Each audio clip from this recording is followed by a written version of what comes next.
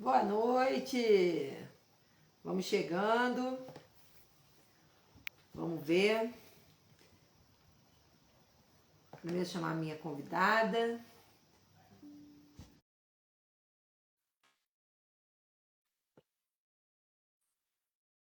Aqui tá saindo. E aí, gente, vamos conversar um pouquinho. Hoje a gente vai começar com os artistas do cuidado. E vou abrindo aqui também no computador, né? Para a gente poder ver as perguntas. Esperar um pouquinho as pessoas irem chegando.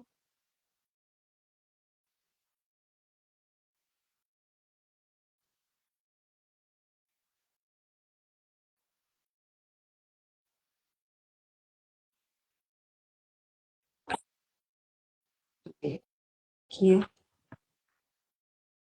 Estamos as pessoas, né? Para a gente poder começar.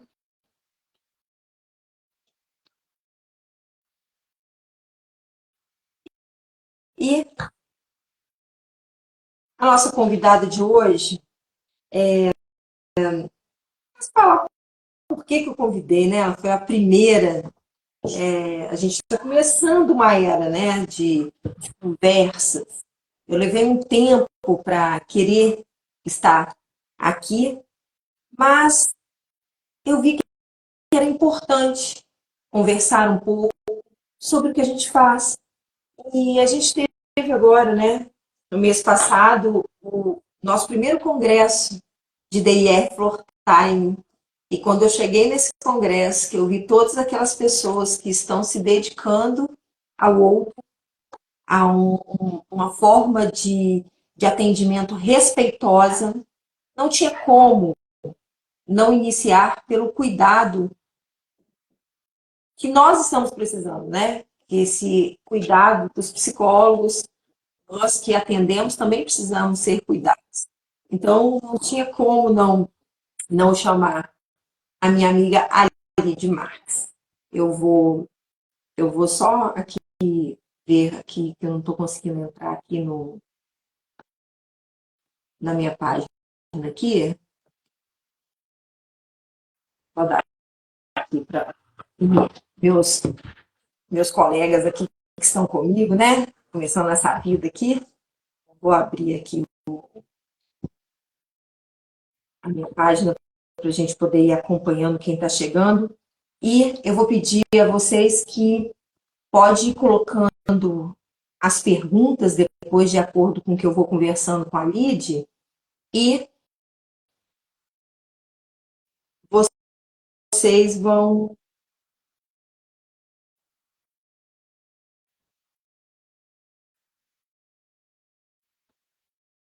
Aí, agora.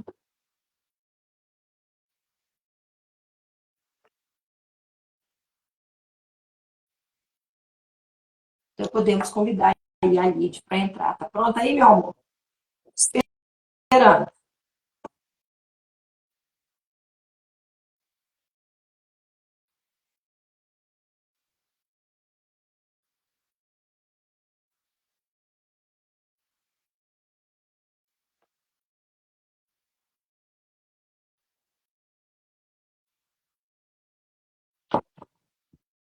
Acho que está tendo algum problema técnico aqui, mas não é para nós. Estamos iniciando.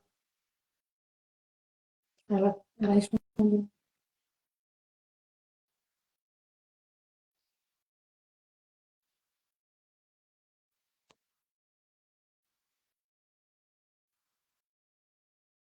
Eu autorizei minha mente.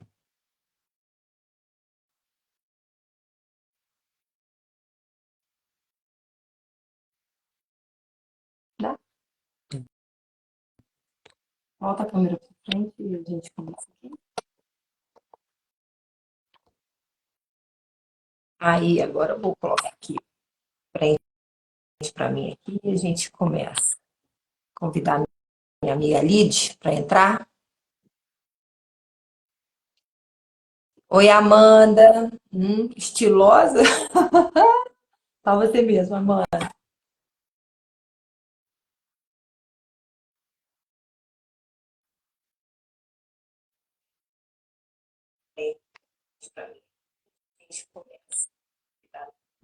Vamos ver.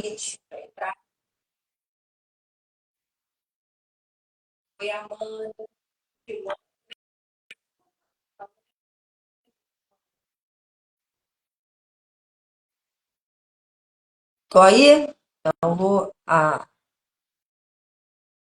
Não tô conseguindo colocar a lead. Vou colocar aqui.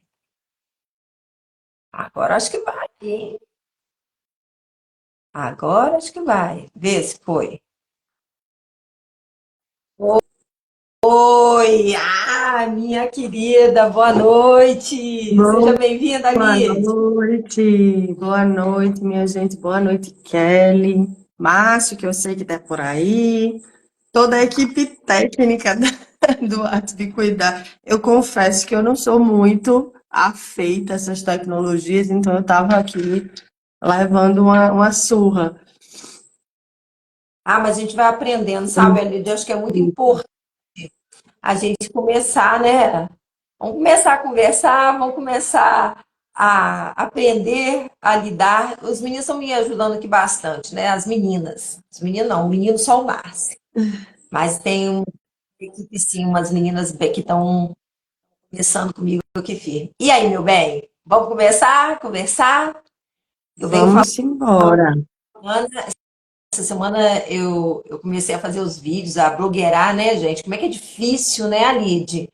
A gente conversar com a câmera, que isso? Como é que esses meninos já nasceram com essa câmera na mão, falando desenvolto, e a gente grava e regrava, grava e regrava. Como é que é isso, Alide? É muito difícil, né? Eu acho, Kelly, que tem um fator fundamental. A internet é um solo muito árido, né? E às vezes a gente pensa e tenta fazer o nosso melhor, mas a gente visualiza tanta coisa que não é bacana, né? E eu acho que isso faz com que a gente fique mais tenso em colocar, o que a gente pensa, o que a gente acredita, mas eu acho que é muito importante a gente ter essa oportunidade de falar, principalmente trazer um pouco desse teu trabalho, né, dessa tua experiência. E a gente que está aqui sendo convidado, a gente aprende muito também, né? Vai poder compartilhar desses momentos contigo. Eu acho muito importante essa tua iniciativa, Kelly. Eu acho que todos vocês lá no Congresso me deram força para isso.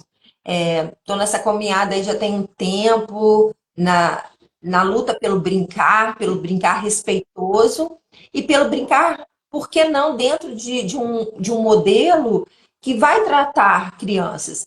Então, quando a gente vê pessoas leigas que não conhecem o nosso trabalho, falando que o DIR é isso, que o DIR é aquilo, que só tem uma metodologia que tem comprovação científica, é porque a gente se cala, porque você falou lindamente, é um terreno árido. Estar aqui não é brincadeira. Você não sabe quem é que vai estar postando alguma coisa embaixo, uma pessoa que vai estar escrevendo uma coisa maldosa, uma pessoa que não tem um conhecimento técnico, que não tem nenhuma experiência, mas está lá falando de algo que a gente tem lutado tanto e foi tão lindo ver aquele congresso, né? Eu me emocionei demais da conta. Todos os dias eu agradeci por estar ali e foi um sopro novo, assim. E todo mundo ali tem uma história antes do DIR. Todo mundo tem assim aquele marco, assim, antes do DIR, depois do DIR. Qual foi o seu marco? Nossa! Sabe que acho que é a primeira vez que eu estou tendo a oportunidade de falar sobre isso, e isso vai ser muito bacana, sabe, Kelly? Obrigada por perguntar. Eu tenho uma história de mais de 15 anos de atuação na saúde mental aqui no estado de Pernambuco, assim como também nas políticas públicas de assistência social. Trabalhei durante todo esse tempo com dependência química, ainda atendo, né, esse público, mas sabe aquele chamado, né, que você recebe, aquela convocação que você titubeia, mas não tem outro jeito, né? Você vai sendo levado. O primeiro contato que eu tive, né, com o DIR, com a atuação e especificamente com o público autista, foi muito depois do período que eu comecei a estudar sobre o autismo, porque os meus estudos se iniciaram com o diagnóstico da minha sobrinha, Marina, quando ela tinha 2 anos e alguns meses. E você sabe que foi a primeira sobrinha, né? Uma menina extremamente desejada. E a gente via aqueles sinais. Eu já era mestre em psicologia, super estudiosa, mas assim, bateu aqui no contexto familiar, na nossa afetividade, obviamente eu não estava nesse lugar de profissional. E aí eu não pude colaborar, mas toda a família acaba se mobilizando muito, né, Kelly? E a gente muda o nosso contexto social. A gente sente as dores quando não são a pessoa próxima, seja filho, seja sobrinho, seja qualquer pessoa que seja próximo do nosso convívio, não é convidada para as festinhas de aniversário, que sofre bullying na escola, que sofre agressão, às vezes, né, em algum contexto. E esses estudos começaram a partir daí, desse 2014. Foi quando eu comecei a estudar sobre o DIE, ou sobre o autismo, e participando de um mutirão para ajudar pessoas em vulnerabilidade social e que tinham filhos ou familiares dentro do espectro. Eu ainda não tinha especialização. Eu acabei sendo visualizada por uma gestora de uma instituição que me concedeu uma bolsa de estudos para eu mergulhar ainda mais nesse fenômeno. E aí eu disse, olha, tem alguma coisa que isso aqui está querendo me contar, né? Porque até então eu resistia muito, eu não queria atuar nessa área, eu fazia muitas críticas ao fato de ser uma área muito... eu tenho um receio de dizer essa palavra, mas eu não estou encontrando outra. De ser mercadológico, de se Comercial. preocupar... Isso. E de ser um meio de muitas pessoas. Eu lembro que tinha pessoas cobrando valores exorbitantes, assim, por um mês de cuidado, e a gente estava sentindo isso na pele, né, na família, e eu não concordava com nada daquilo, né, e meu irmão falava, vai, você é boa, vai dar tudo certo, você tem muito jeito. Eu dizia, não, mas eu não me encontrei ainda aqui. Ia na minha clínica, né, dentro da perspectiva fenomenológica já, só enquanto psicóloga, né, que é a minha formação.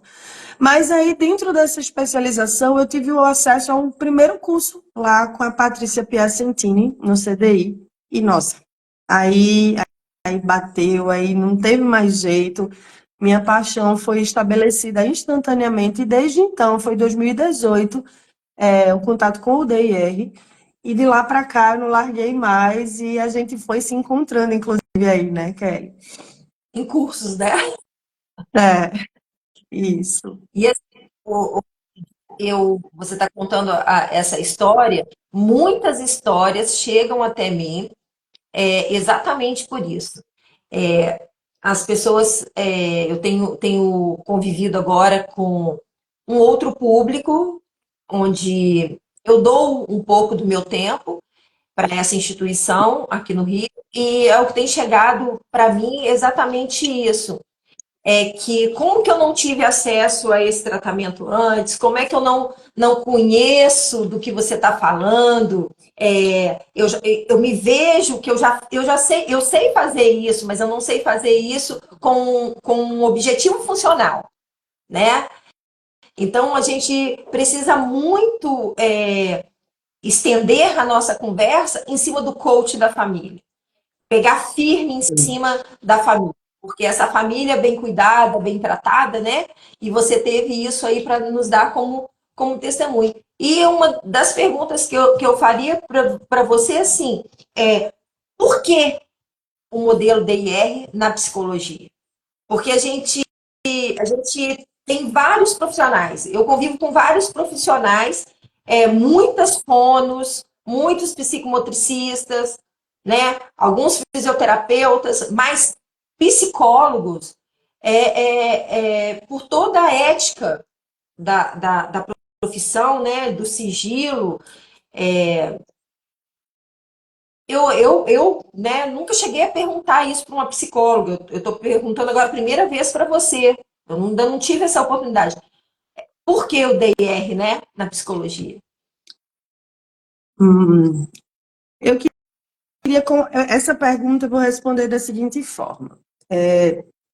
Sobretudo, sou psicóloga, né? É o meu olhar. O DIR eu encontrei como algo que me deu suporte e ratificou aquilo que eu já acreditava. E me deu muito suporte, especialmente para trabalhar com os pequenininhos, essas pessoas que tinham maior dificuldade na interação, exatamente porque o DIR foca na relação, gente. E o que é psicologia que não acreditar na relação, né? Eu acredito muito que o que faz com que esse cuidado dê frutos é muito da relação que se estabelece entre o terapeuta e o cliente, entre a professora, né, seja em um outro âmbito, e o aluno, entre o pai e o filho. É a relação, é como essa relação é estabelecida. Porque a minha preocupação, todo momento, não era se a criança ia ganhar habilidade, se ela ia conseguir fazer uma conta, se ela ia ficar olhando nos meus olhos o tempo todo. Eu queria que ela tivesse comigo feliz, eu queria que ela tivesse comigo inteira, eu queria que ela permitisse que eu me aproximasse e entrasse no mundo dela. E o DIR, ele me deu todas as ferramentas, quando a gente fala da técnica, né? Ele me deu todos os caminhos que, de uma maneira muito cirúrgica, muito limpa, pode ensinar como é que eu conseguiria me aproximar sem desrespeitar. Porque se tem uma palavra que, para mim, ela é condição, é o respeito. Então, para mim, não caberia nenhum modelo em que eu precisasse fazer com que a criança ou com que o adulto fosse diferente daquilo que ele deseja ser. Eu quero ir até onde ele está e, se ele quiser, trazer ele um pouquinho para compartilhar o mundo que eu também conheço e o mundo externo. Então, esse foi o motivo pelo qual eu escolhi o DIR, Kelly. Eu tenho uma amiga aqui que fez psicologia comigo, a Aline, está perguntando o que é DIR, né? Para a gente poder prosseguir, ela está incluída no nosso assunto. Aline, desenvolvimento, individualidade e relação. Isso é que pauta o nosso trabalho. E com as estratégias floor time, que é o tempo de chão. Mas a gente pode conversar muito sobre isso, tá, Aline? Tô com saudade de você, tá bom? A Aline tá formando agora em psicologia, lindinha. E o, Alide, quais os Oi. desafios, na sua opinião, que o psicólogo encontra para utilizar o modelo DIR? Então, eu vou fazer um entrelaçamento da pergunta da Aline com essa resposta. Quando a gente fala num modelo que ele privilegia um olhar integral do ser humano, né, uma abordagem holística, não é uma abordagem que está colada com uma religião, não é isso. É que transcende a sinais e sintomas. Ele está preocupado com o contexto biopolítico, social e econômico desse ser humano. Ele está preocupado com a fisiologia desse ser humano. Ele está preocupado em como essas relações se estabelecem. É por isso que a gente pega o D do DIR e olha para o desenvolvimento dessa criança. Onde é que ela está? Na escada do desenvolvimento, que a gente chama, né? Porque lá no DIR tem uma pirâmide do desenvolvimento, Aline, você depois pode ter acesso a isso, só é mandar uma mensagenzinha aí, ou para mim, ou para a Kelly, que a gente pode compartilhar com você, e a gente olha onde é que aquela criança está.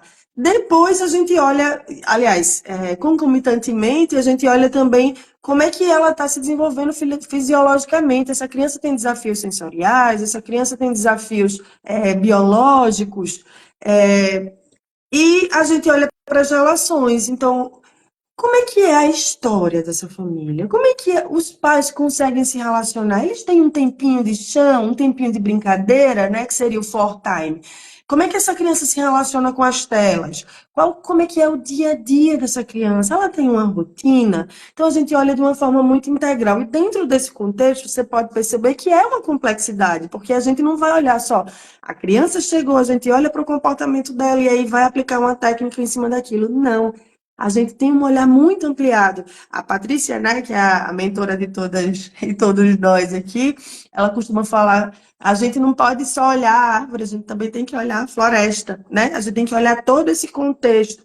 Então, o desafio, para mim, maior é trazer essa família para perto, né? Ela entender que ela tem um papel fundamental, no desenvolvimento desse ser humano, né? Não tem como a gente conseguir que essa criança, que essa pessoa se desenvolva, né? Que ela cresça, que ela estabeleça laços, se essa família ela não estiver entendendo esse processo, se ela não tiver tendo suporte afetivo, emocional dessa equipe, desse profissional também, né? E também fazendo um processo de psicoterapia individual, para ela entender que é muito importante essa troca, ela saber como é que se estabelece essa troca. É óbvio que não existe ninguém que sabe mais sobre essa criança, sobre esse adolescente ou esse adulto, que a própria família, que os próprios pais.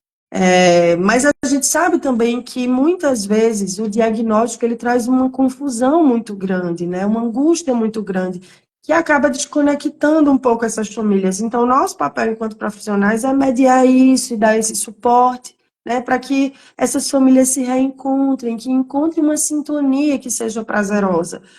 A segunda dificuldade, né, depois de integrar essas famílias a esse processo terapêutico, é levar em consideração todas as particularidades sociais, econômicas, políticas, porque se a gente não tiver, né, e aí quando eu falo a gente, é a equipe toda, é a sintonia da equipe que atende essa criança. Se for só um profissional, tudo bem, mas se for uma equipe e não estiver falando a mesma linguagem, não estiver observando esse ser humano dentro de todo esse contexto, com certeza vão haver muitas dificuldades no desenvolvimento desse plano, né, desse plano que é individualizado, né, e que precisa ter muito cuidado, porque é uma vida, né, gente? É uma vida.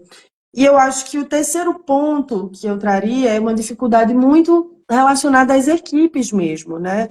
Que é muito importante que as equipes, e esse é um trabalho que eu venho tentando realizar também, que as equipes tenham um pouco mais de conhecimento, ninguém vai ser especialista, mas que tenham um pouco mais de conhecimento de saúde mental, dos funcionamentos desses relacionamentos, porque às vezes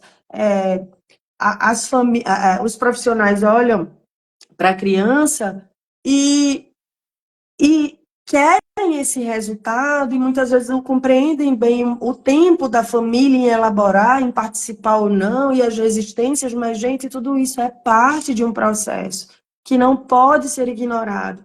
Ninguém cuida da criança se não estiver olhando para a família. Não tem como. Isso é uma das coisas que o DIL mais coloca, né, Kelly? Você está falando algumas coisas aí, eu estou recapitulando quando nós fizemos o 203, que é exatamente esse cuidado com a família.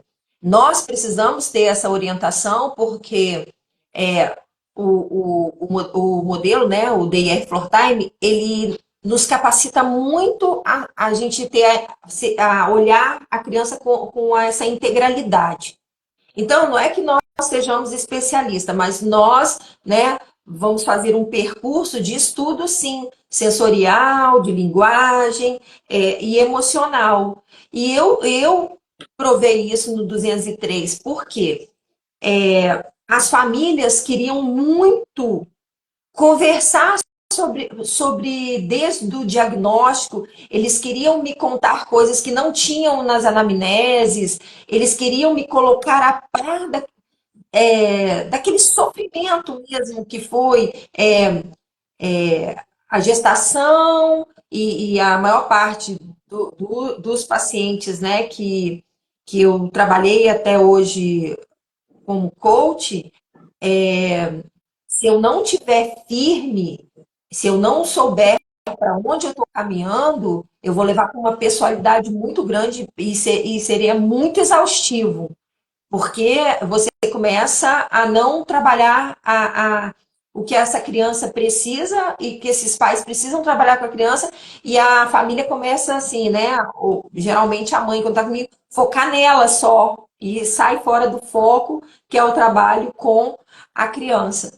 Então, assim, eu sinto muita dificuldade, às vezes, quando a gente está trabalhando nesse terreno aí da pessoalidade, principalmente das mães, né? Os pais é igual pegar galinha, né? A gente vai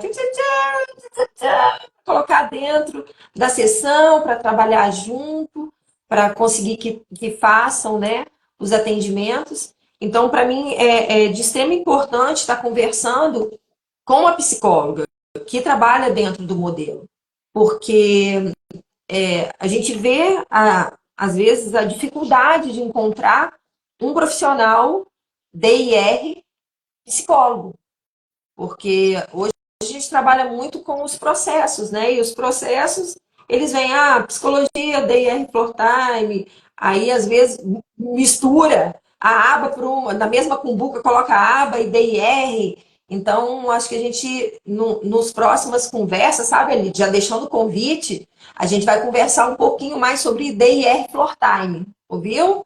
Para você conversar bastante com o pessoal aqui, que eles vão ficar bem felizes. Mais uma pergunta assim que tinha aqui para conversar com você, como é que são os resultados, né? Como é que a gente sabe que a gente está indo nesse caminho certo, que a gente está indo para um próximo passo, essa família está ganhando autonomia e independência? Porque eu gosto muito de conversar sobre coaching das famílias, mas eu gosto de conversar também e o que eles estão ganhando de autonomia e independência. Então, aí está o nosso papel, né? Uhum. Perfeito, perfeito. Kelly, essa pergunta é óbvio que eu vou falar do ponto de vista da profissional, né? Seria muito bom poder contar com as famílias mais atuantes nesse processo, né? Que elas tivessem mais acesso aos espaços formativos que não fossem totalmente direcionados para uma técnica específica, mas que elas pudessem circular nesses ambientes, porque eu acho que a gente aprende, de fato, com as famílias e com as pessoas autistas, né? Eu acho que a gente estuda muito, a gente rala muito, a gente vai muito atrás de pesquisa, de evidência científica, mas nada substitui a experiência, né? Nada substitui a experiência dessas pessoas e a gente precisa muito escutá-los. Então, eu acredito que os resultados que eu venho tendo nos meus acompanhamentos, e eu fico muito feliz com eles, é óbvio que tem. O meu objetivo quando eu acolho uma pessoa autista, seja criança, seja adulto, é que ela encontre esse caminho para uma vida mais leve,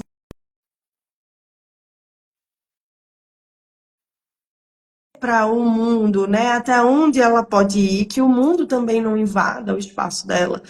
Então, quando eu vejo que isso está acontecendo, e que a gente vê muito esse processo de autonomia começar a acontecer, quando a adolescência ela já está, né, fundamentada, tem adolescentes que eu venho acompanhando desde um tempo e agora já estão com 15, 17, 18 anos, e que eu vejo esse processo todo de escolha, de autonomia. Olha, eu não quero uma vez só a sessão, eu quero duas vezes, ou então, não, eu acho que eu quero um tempo, eu quero alta, né?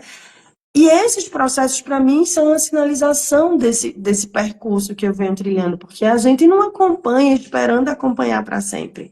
A gente acompanha estando com essas pessoas e dando para ela borda, dando para ela instrumentos para que ela consiga caminhar sozinha e com autonomia na vida. Que ela consiga alcançar o respeito que ela busca da sociedade. E eu também, por um outro lado, né, quando eu falo do acompanhamento das famílias, eu acho muito bonito quando a família consegue olhar para essa pessoa no espectro exatamente como ela é. É óbvio que todo pai, toda mãe vai sempre estabelecer planos para os filhos. Não tem como, todo pai e mãe sabe disso. A gente deseja que eles cresçam, a gente deseja que eles alcancem, a gente almeja, mas quando eles percebem que, apesar daquele desejo que eles têm, o que é mais significativo é o que o filho é de fato e como ele deseja ser nesse mundo, como ele deseja estar, né? Quais são os interesses dele. Às vezes eu recebo algumas famílias que, não, mas isso é muito infantil, eu não quero. Mas, gente, olha, no que exatamente isso te deixa desconfortável, né? Quando o adolescente, o adulto tem um interesse que é infantil. O que é que faz com que isso dificulte a sua vida como pai, como mãe, como cuidador, como parceiro, né? Se aquilo ali é regulador, se aquilo ali é constitutivo, se aquilo ali faz bem para esse ser humano, né? E é óbvio que isso eu falo do lugar de quem acolhe a pessoa autista, como eu falei, indo até onde ela deseja estar. Então, quando os pais, quando a família faz essa elaboração de que, óbvio, ela vai estar sempre ali, ela vai dar suporte, ela vai indicar, ela vai querer que cresça, mas ela vai respeitar aquela singularidade, isso aí é o mais bonito. E eu percebo que flui, tudo flui a partir daí. Flui para a família que consegue elaborar mais, consegue fazer outras atividades, às vezes entra na universidade, às vezes chega de cabelo cortado, às vezes pensa em se mudar, muda de país. Então, isso é muito bonito, é muito gratificante, sabe, Kelly? Eu até apresentei um caso para vocês no 202, das oportunidades que a gente vai tendo quando você vai tendo um processo com as famílias. É assim, quando essa criança chega com 4 anos, como foi meu caso, né? Que eu apresentei um caso que chegou para mim com 4 e hoje ele está com 11 anos. Um outro chegou com 3 anos, hoje está com 12 anos, né? E quando você indica ele para um outro profissional que vai trabalhar mais dentro da faixa etária dele, dentro dos interesses dele, né? E já estão mais autônomos, independentes, e você recupera, né, com essa família esse processo todo de caminhada num sistema enorme de crenças. Porque quando você recebe o diagnóstico, está escrito lá, transtorno do espectro autista. E pronto. Aquilo ali parece que é um carimbo, uma caixa de Pandora, e é isso. Então, quando você está lidando só com o comportamento, você esquece o cognitivo, das possibilidades de aprendizagem, das possibilidades do desenvolvimento, do que essa criança, o potencial que ela apresenta. Assim, hoje eu tenho a oportunidade, eu gosto sempre de trocar uma companheira que eu tenho, uma psicopedagoga que trabalha comigo, que tem um filho já jovem, autista. E toda vez que eu tenho alguma dúvida, assim, muito séria, né? Porque eu estou crescendo no autismo, né? Hoje que eu tenho meus jovens autistas que eu acompanhei desde pequeno. Mas eu nunca trabalhei com um adulto autista, eu nunca trabalhei com um idoso autista, porque é o público que o Márcio trabalha. Então, quando eu tenho alguma dúvida, eu tenho alguma angústia, eu sempre converso com ela, tá até aí na live. A Simone, eu falo, Simone, mas como é que foi ele pegar a primeira vez o ônibus? Como é que foi a primeira vez ele pegar o Uber? E quando ela me conta a organização, parece que é um filme, né, que vão fazer. Acompanha de longe, ele sobe no ônibus, você sobe atrás escondido, ou a primeira vez que pegou Uber. Ou a primeira vez que agora foi fazer concurso, foi fazer vestibular. Então, assim, quando você vai vendo essas histórias, que pessoas vão dando esses testemunhos, vão conversando, porque assim, ali tem uma mudança na estrutura do crânio, né, do cérebro. Então, eu estava lendo uma pesquisa essa semana que nós vamos ser obsoletos, nós somos a minoria. Então, como é que é esse funcionamento? Então, como é que essas pessoas precisam ser desenvolvidas? Então, quando a gente traz um modelo na perspectiva, né, onde a gente tenta e pode conversar com psicólogos, fonoaudiólogos, psicomotricista, fisioterapeutas, e todos perdem, de certa forma, ali o seu título, e nós somos desenvolvedores, né? Nós somos DIR. Então, ali nesse momento, a gente sabe que está tendo uma unidade e um caminho trilhando para algo maior. Então, quais são as perspectivas futuras para você no DIR? O que você tem pensado aí? Ótimo. Nós vamos falar. Nós A minha voltamos. maior preocupação hoje, Kelly, é um desafio essa pergunta, hein? Mas a minha maior preocupação hoje e o trabalho, digamos assim, o direcionamento dos meus estudos e do que eu desejo, né? Tenho atuado ainda muito timidamente, porque é o que está sendo permitido, é de fato essa abertura do mercado de trabalho para as pessoas autistas, sabe? Eu tenho desenvolvido consultorias e mentorias nesse sentido para fazer diagnóstico em empresas, para orientar empresas, porque, gente, essas pessoas precisam de uma oportunidade. Essas pessoas têm potencial, têm nichos de habilidades que, se bem observados e encaminhados, essas pessoas podem ter uma vida tranquila, uma vida organizada, como todo ser humano pode ter e deve ter direito.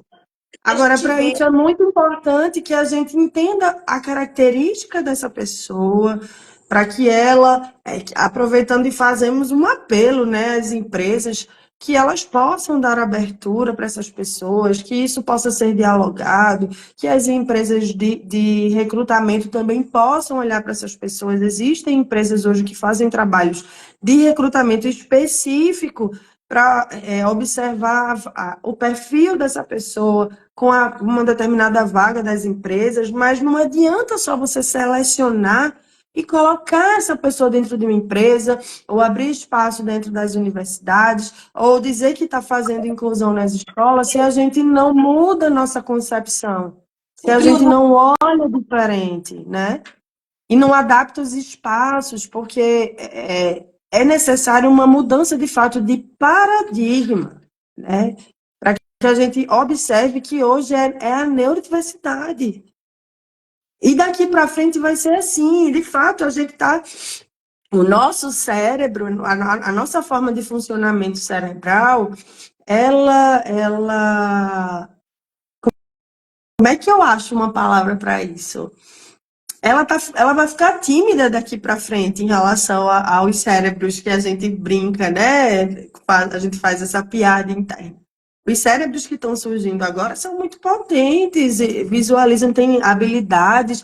Ah, Lid, mas todo mundo que é autista vai ser assim, vai ser superdotado. Não é isso que eu estou falando. Eu estou falando de habilidades, de forma de funcionar, de hiperfoco, das singularidades de funcionamento cerebral, que é o que a mudança da sociedade, que a contemporaneidade, a tecnologia, a nossa forma de se relacionar, de se desenvolver, vem formando a gente para essa nova forma de funcionar.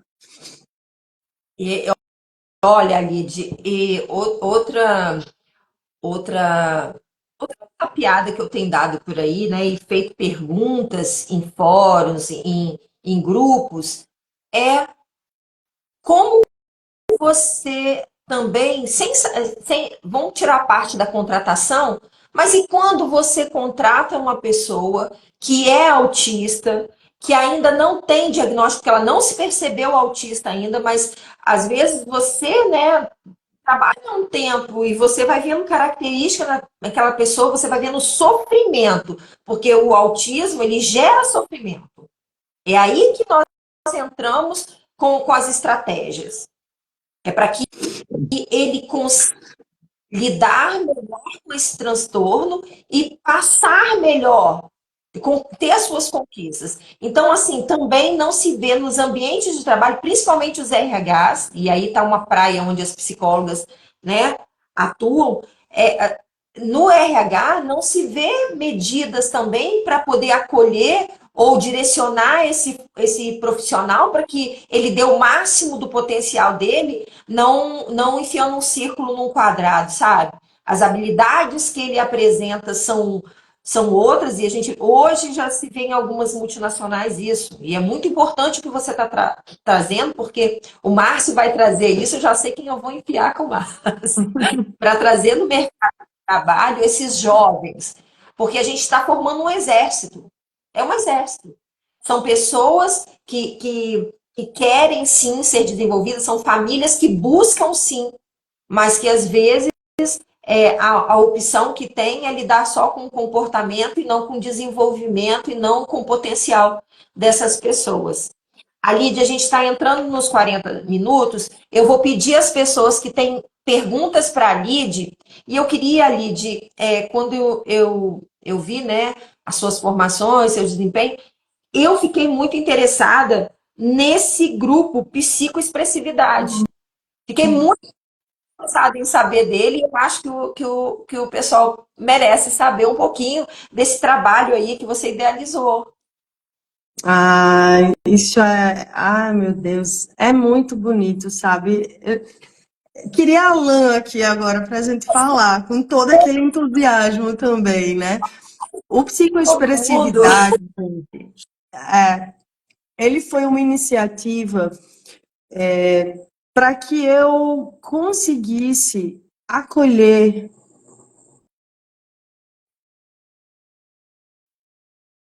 todo mundo, acho que todo espaço, clínica, centro de desenvolvimento, como se preferir chamar, geralmente acolhe muitas crianças. E essas crianças vão crescendo, né? E algumas vezes os profissionais vão ficando meio tímidos em lidar com as demandas que vão surgindo, principalmente quando a gente está falando de puberdade, adolescência, e com os temas que surgem a partir de então.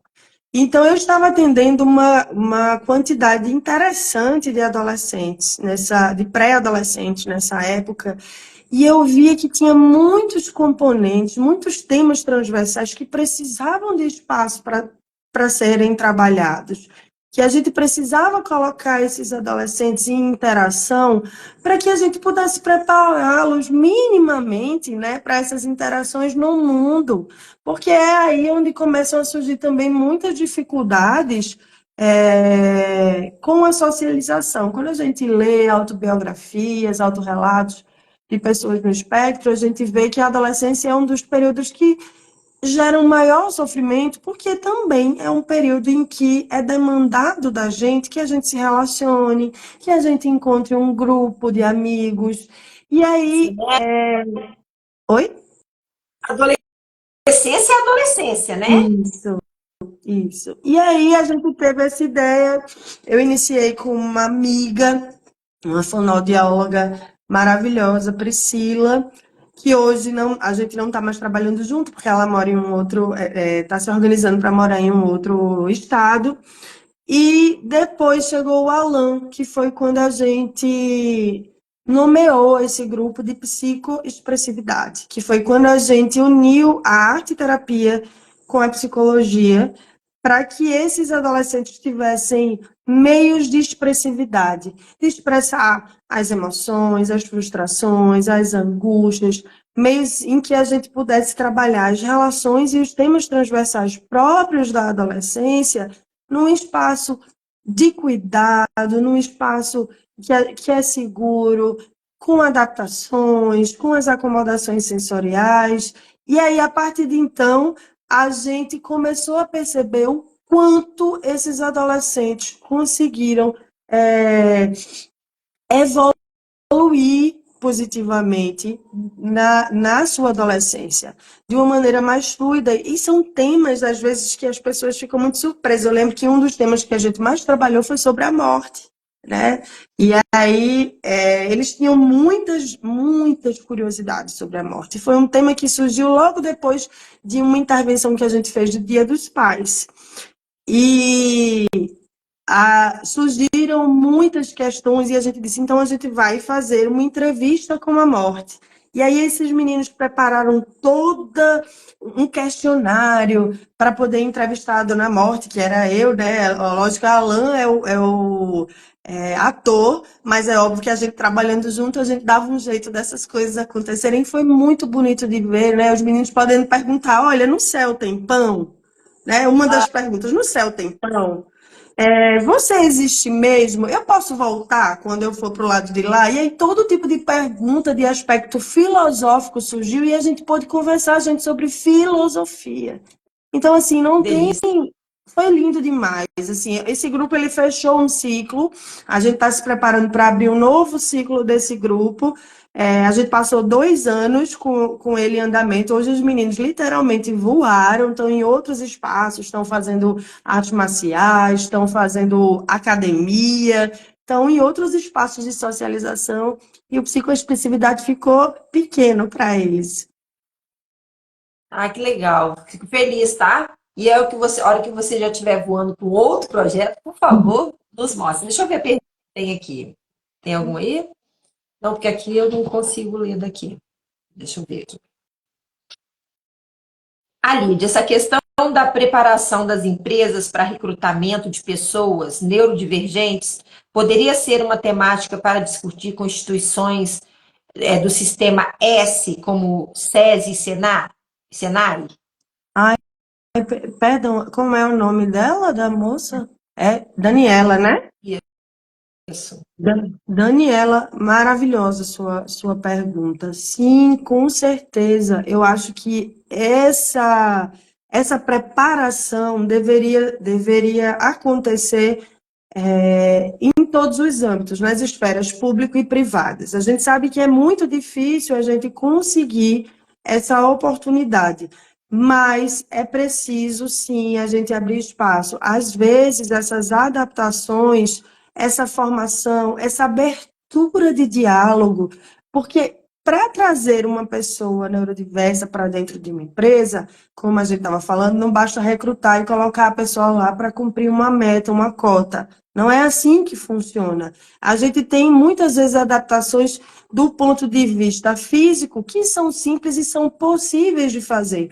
Uma sala específica onde essas pessoas possam ter um intervalo com menos ruído, bloqueadores auditivos, uma sala com menos luminosidade, preparo do ambiente todo da empresa, palestras, encontros regulares, rodas de conversa que possam ser feitas com os outros profissionais para que eles entendam como isso está funcionando. Eu acho que a questão toda é o interesse desses setores, né? Tanto do público quanto do privado. Eu falo sempre que a gente está numa era em que, como o capitalismo impera mesmo, muitas vezes as pessoas só recrutam, de fato, infelizmente, para cumprir aquela cota, mas elas não estão observando de que esses profissionais têm sim um potencial que possivelmente ele vai fazer aquela função melhor do que qualquer outra pessoa, porque a gente sabe o nível de organização, o nível de métrica que essas pessoas têm quando elas vão desenvolver alguma coisa. Então, a gente precisa saber que função essa pessoa vai fazer, vai exercer, enfim, é uma série é um checklist de coisas que a gente precisa observar e que nem sempre é tão complexo, mas precisa ter o mínimo de abertura possível e que eu acho que isso está muito na hora de acontecer com o SESI, Senai, com as empresas privadas, com todo mundo. A Simone está falando aqui que o Senai, o SESI, a Firjan até fazem esse trabalho, mas é muito raso. Então não tem, ela que tem filho já jovem, né? Então ela está dando aqui o testemunho dela. Também tem aqui, Manuela, as escolas têm percebido essa falta de inclusão das famílias nos processos de desenvolvimento das crianças. Conselhos para trazer essas famílias para dentro do processo de aprendizagem. Tá, você está falando no aspecto específico da escola, né? E aí Ela falou. a gente vai olhar, quando a gente fala em escola, a gente vai olhar o contexto, né, também econômico, porque se a gente parar para observar uma escola uma escola pública, ou se são pessoas em vulnerabilidade. Eu acho que tudo isso precisa ser observado também, porque às vezes a gente esbarra na realidade. Uma mãe que trabalha 12 horas por dia e aí não tem condições nem de ir para a reunião da escola do filho. Ou uma mãe que vai fazer muitos bicos, que não tem carteira assinada e que se desdobra para alimentar diversas famílias. Como eu vim da assistência social, eu tinha uma lista imensa de pessoas autistas que estavam no serviço público que não tinham um cuidado específico e eu via a dificuldade que era para essas mães, sabe, acompanhar esse processo educativo. Porque quando vinham as repercussões, que é quando essa criança ou esse adolescente falta na escola, o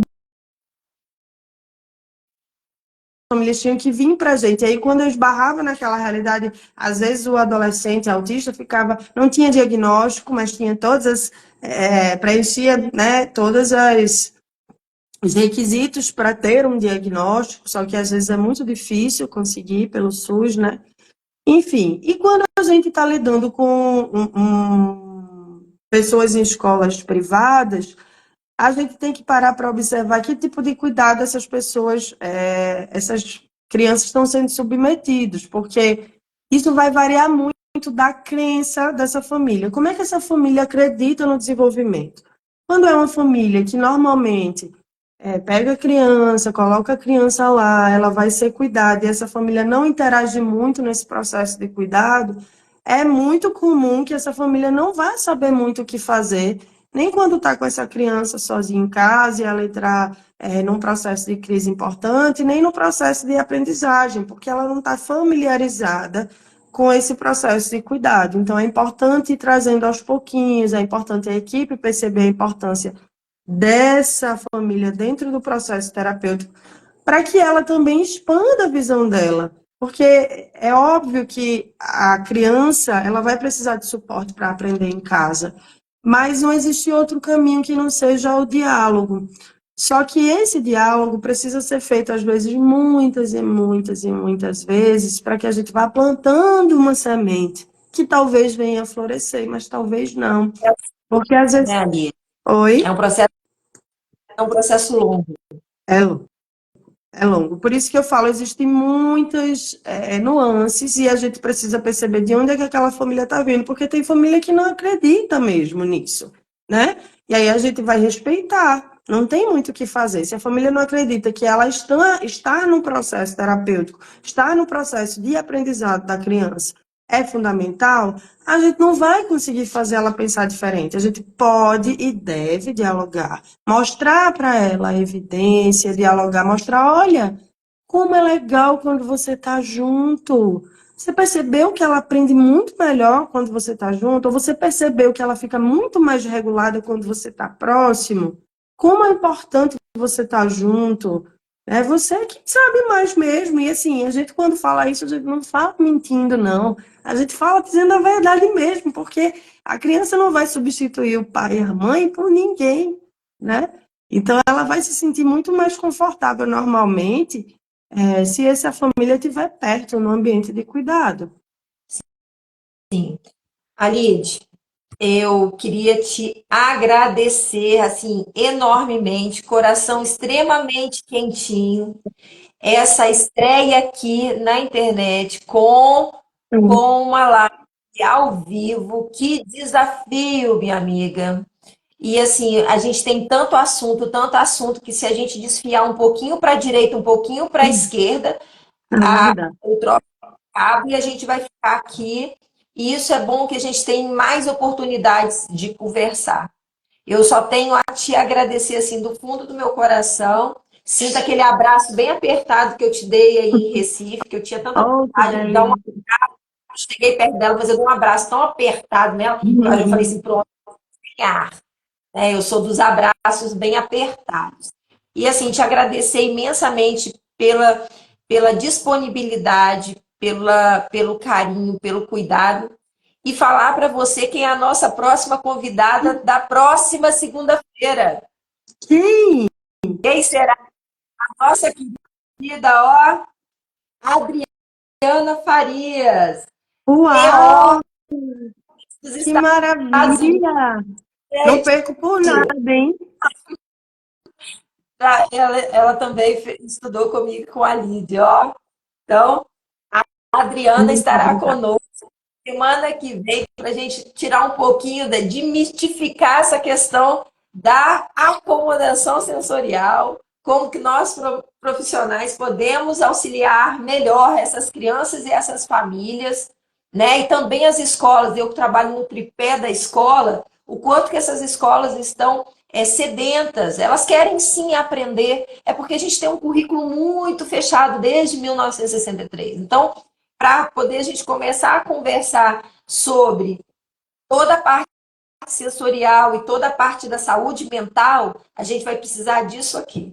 De conversar, de ir falando devagarinho, de ir trazendo os assuntos, porque ó, assunto é o que não falta para a gente poder conversar. E só te agradecer, Aline, muito obrigada, tá? Eu que agradeço. Obrigada. Sucesso, muito sucesso. Obrigada, meu amor. Fica com Deus, tá? Beijo, Beijo. gente. Meus amores, então, segunda-feira que vem estaremos aqui de volta com Adriana Farias, TO, dentro do modelo DIR Fortime, tá? Ela vai conversar com vocês sobre integração sensorial, estimulação sensorial, acomodação sensorial, tudo que nós precisamos. E nós vamos continuar com os artistas do cuidado, né? Toda a equipe aqui falando comigo, artista do cuidado, isso aí que nós somos sim, nós somos artistas do cuidado. E a todos vocês que estiveram aqui com a gente, muito obrigada. A live vai ficar gravada, tá? Ela sobe depois e vocês podem ver e também procurar lá no perfil da Lid Marques, mandar perguntas para ela. A Lid é super disponível, entende pra caramba sobre toda a saúde mental, né, das políticas mentais. A Lid é joia, ó. Gratidão, tá? Gratidão.